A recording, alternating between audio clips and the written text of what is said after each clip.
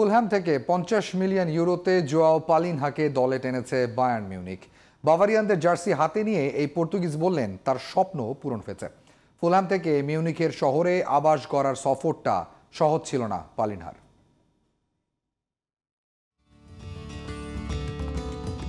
গেল মৌসুমেই গায়ে জড়ানোর কথা ছিল বায়ার্ন মিউনিখ জার্সি, কিন্তু দলবদলের শেষ দিনে পাল্টে গেল পাশার দান। মিউনিখে পাড়ি জমানো হয়নি সেবার পালিনহার। বায়ার্নে খেলার স্বপ্ন তাই হৃদয়ে লালন করেছেন আরও একটি বছর। এর মাঝে ইউরোপের বড় ক্লাবগুলো হাত বাড়িয়েছে তার দিকে। পর্তুগিজ ডিফেন্ডার অটল ছিলেন পরিকল্পনায়, খেললে খেলবেন বায়ার্নে। সে চাওয়াটা পূরণ হতেই জানালেন স্বপ্ন হলো সত্যি। মিউনিখে বায়ার্নের জার্সি জড়ানো তার খুব করেই চাওয়া ছিল।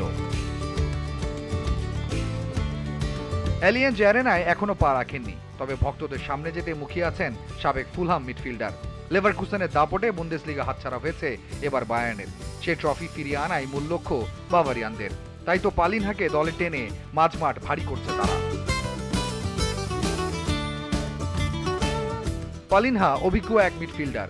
বায়ার্নের আনুষ্ঠানিক ঘোষণায় সেই অভিজ্ঞতার কথা বলেছেন স্পোর্টিং ডিরেক্টর ম্যাক্স এবার্ড। পর্তুগিজ আর ইপিএল মিলিয়ে 300-র উপর ম্যাচ খেলার অভিজ্ঞতা আছে পালিনহার। খেলেছেন এবার ইউরোতে, তার দেখা মিলেছে আগের ইউরোতেও।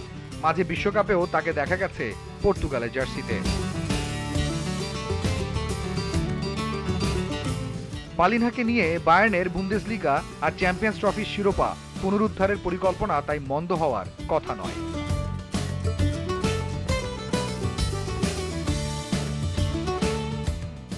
তাই বরন্ত জিটিভি নিউজ।